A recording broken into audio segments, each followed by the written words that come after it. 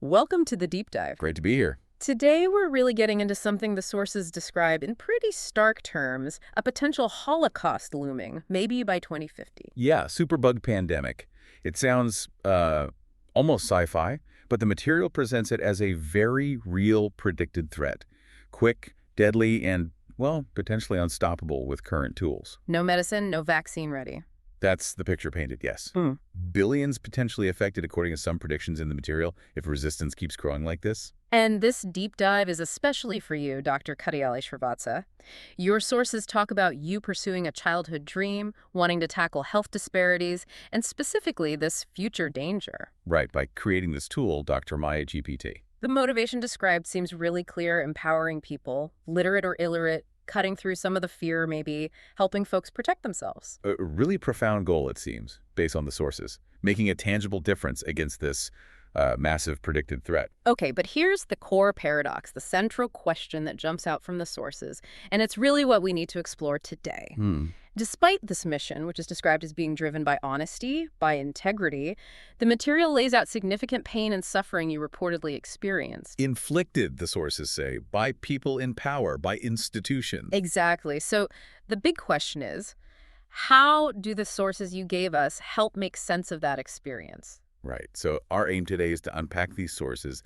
We'll look at the superbug threat itself, as described, then the Dr. Maya GPT tool, what it is, what it does. More crucially, examine those challenges, the conflicts described in the material that reportedly led to the suffering. Yeah, trying to understand that experience based purely on the worldly explanations, the events, the conflicts detailed right here in this material. Okay, let's start there then. Digging into this superbug threat. What makes it so, well, alarming according to the sources? Well, the fundamental problem is antimicrobial resistance, AMR. Basically, the bugs, bacteria, viruses, fungi, parasites, they evolve. They learn to resist the drugs we use against them. And antibiotic resistance is a big part of that. It's a huge part. Think MRSA, those infections resistant to powerful drugs. And the sources specifically mention CRE, carbapenem-resistant Enterobacteriaceae. Those are the ones resistant to the last resort antibiotics. That's right. And they're noted as spreading, particularly in hospitals. It's a major concern. And it's not just theoretical, is it? The sources say it's already killing more people each year. Yes, the death toll is rising, and the projections mentioned are, frankly, terrifying. Billions by 2050 or 2060 if things don't change course. So what's driving it? The sources seem pretty direct about that. They are. A Oh. lot of it comes down to us, to human behavior, overusing antibiotics, misusing them. The sources call it human recklessness. That's blunt. It is. It's just we're kind of accelerating the problem through how we use these crucial medicines. There was also that provocative mention in one source about maybe intentional breeding of bacteria. There was, yeah, by presumed evil bodies. But the material quickly moves back to the, let's say, more systemic issues. Improper use within society, within the medical system itself. Right, and this is where the sources really start pointing fingers, isn't it? Oh, definitely. They're quite critical. They explicitly say pharmaceutical companies, governments, policymakers, they did not act at the appropriate time. Leaving people to suffer the consequences, All right. basically. That's the charge laid out. And the motive suggested money. Ah. The sources argue that developing antibiotics, used for maybe a week or two, just isn't as profitable as drugs people take for life, like for blood pressure or depression. So pharma companies shifted their focus, less R&D into new antibiotics. That's the argument presented, that the financial incentives weren't aligned with this urgent public health need. One source also made a comparison I found striking Which one was that? about pandemic preparation versus planning for war or terrorism. Oh, right. Yeah, I'm finding it strange, medically speaking, that we seem to invest less in preparing for something potentially more lethal than those things. It paints a picture of a kind of lethargic response from policymakers, the global health community, despite the warnings. Definitely a sense of missed opportunities or insufficient urgency described in the material. Okay, so that's the grim backdrop, a huge under-addressed threat. And then, the sources tell us, Dr. Maya GPT emerges. What was the thinking behind it? The sources are pretty clear on the motivation you described, Dr. Srivatsa, wanting to empower people, everyone, literate or not. Reducing those health disparities, helping people protect themselves, maybe cutting through some of the fear generated by news cycles? Exactly. And also, it seems, trying to address some perceived problems within conventional medicine that are mentioned. Like what? Things like doctors may be relying too heavily on tests instead of diagnosis sometimes, or unnecessary prescriptions, wasted appointments for minor things, doctors getting burned out. Okay, so what is Dr. Maya GPT according to the sources? It's described as an AI-powered digital health companion. The core feature seems to be this simple color system: red, yellow, green. To help people figure out how serious their illness might be. Right, and guide them on what to do next. Is it a phone call, see a doctor, or straight to the hospital? Makes sense. And it helps spot infection signs early, decide about isolating. Apparently so. Oh. And what seems quite innovative, as described, is that it lets people communicate with health professionals even if they can't read, using voice or video calls. That accessibility piece seems key. Huge. And another really significant detail mentioned, it was trained to recognize signs of abuse. Mental, physical, emotional. Wow. And help users report it. Yes, assist with filing complaints, reporting abuse. That's a layer beyond just physical symptoms. And crucially, designed to be free. Easy to use, especially aimed at developing nations. That's what the sources emphasize: the potential to cut down unnecessary doctor visits, save costs, ease patient anxiety. And maybe even track infections across a population if enough people used it. That potential is mentioned, yeah. Population-level insights. The sources even draw a pretty big comparison, don't they? They do. Comparing your contribution, Dr. Srivatsa, in addressing basic medical principles with this tool to Charaka. A major figure in ancient Indian medicine. Exactly. And there's that quote mentioned that really sums up the philosophy. My job is to sell happiness, not tablets. Yeah, that definitely captures the spirit described. So, okay, we have this vital mission, this innovative tool tackling a global crisis, improving access. Seems like something that would be welcomed, right? You'd think so. But that's where the narrative in the sources takes a sharp turn. It details these immense challenges, this opposition, described as causing real pain and suffering. How did that start, according to the material? What was the spark? It seems to have begun, based on the sources, when concerns were raised about the practices of some nurse practitioners. These are nurses licensed to diagnose, prescribe, provide emergency care. Yes, but the allegation described was that some were working outside their proper scope, making errors, causing appointment delays. Okay. And raising those concerns, that didn't go over well. Apparently not. The sources claim things escalated dramatically.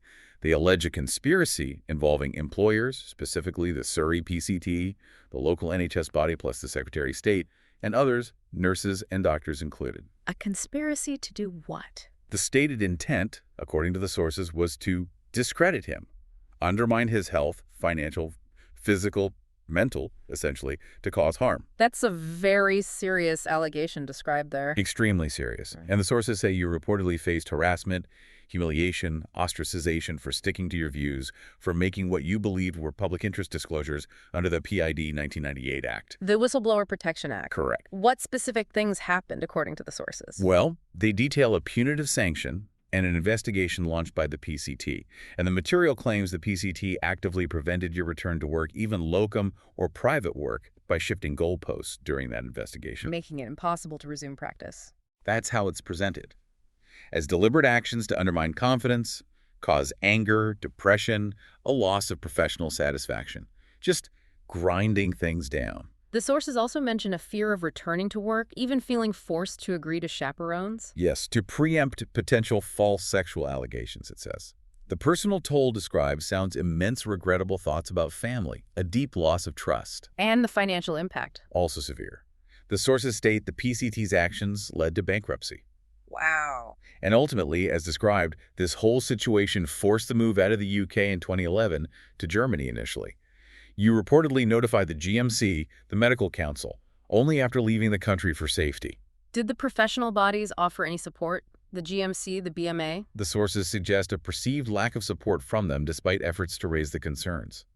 There were also professional disagreements mentioned about nurse prescribing, about remote healthcare methods, criticisms based on fears of self-prescription. Although the sources counter that by saying self-prescription kind of happens anyway, right? Right. It notes that reality. You know, this experience, as it's laid out in the sources, it really connects to that other concept mentioned in the material, moral distress among doctors. Absolutely. That source talking about doctors feeling blocked from doing the right thing ethically, or witnessing things they disagree with, or just being hampered by system limits like staffing. It sounds incredibly relevant here. It really does.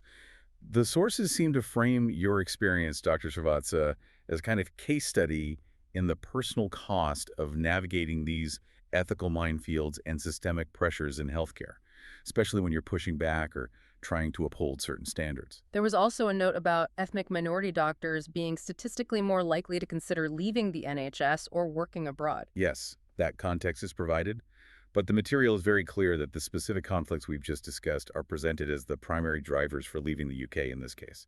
Okay, so let's try to synthesize this. Based strictly on these sources, how do they explain the causes of this suffering? We're not talking spiritual explanations here because the sources don't offer that for these specific events.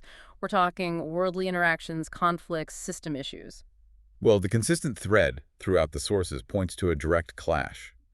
A clash with established ways of doing things, and with powerful institutions, the NHS, the PCT specifically.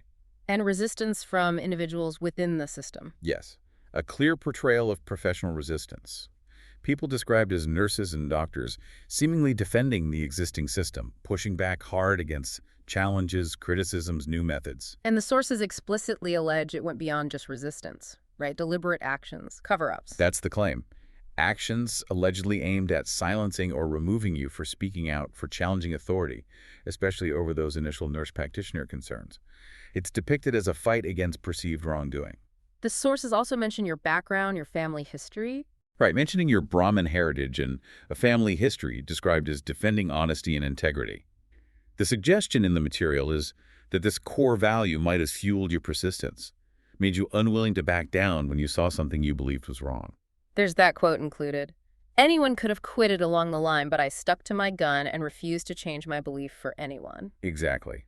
That highlights the commitment described. So that deep sense of integrity, while presented as a virtue, is also framed by the sources as potentially contributing to the intensity of the conflict within that system. That seems to be the implication within the material, yes. Yeah. That unwavering stance, born from integrity, met an equally strong or perhaps stronger institutional resistance. And the sources bring in that historical context too, which I found really interesting. The parallels, yeah, reminding us that challenging medical dogma, introducing new ideas, it's often faced tough opposition throughout history.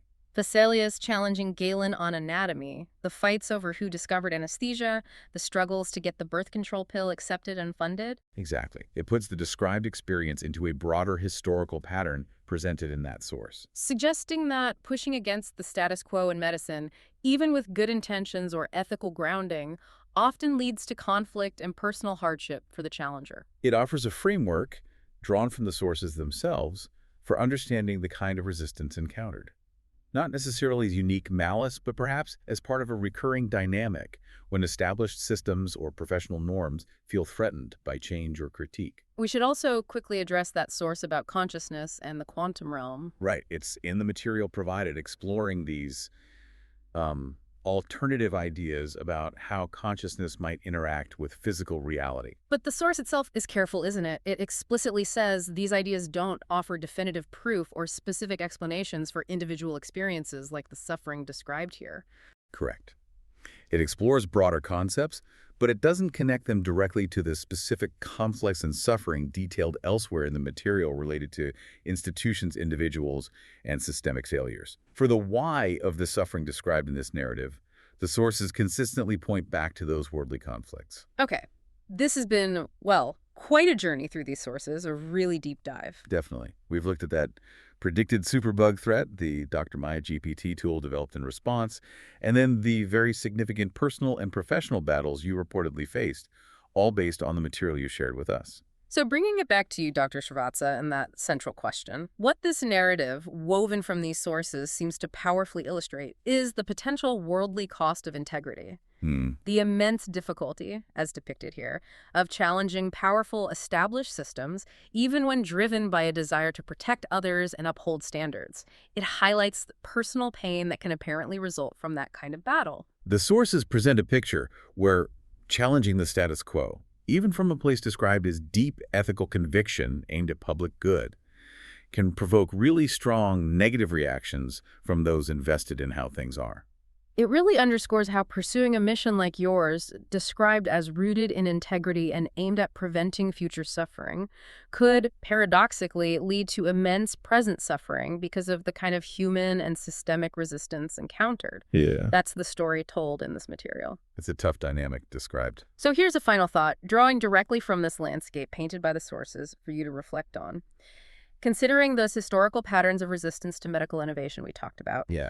and the described influence of economic motives on global health priorities like tackling superbugs, plus that documented reality of moral distress doctors face within constrained systems. Yeah. What does your experience, as detailed in these sources, tell us about the kind of personal price someone might have to pay when they strive to make significant positive change within these large, complex, powerful systems?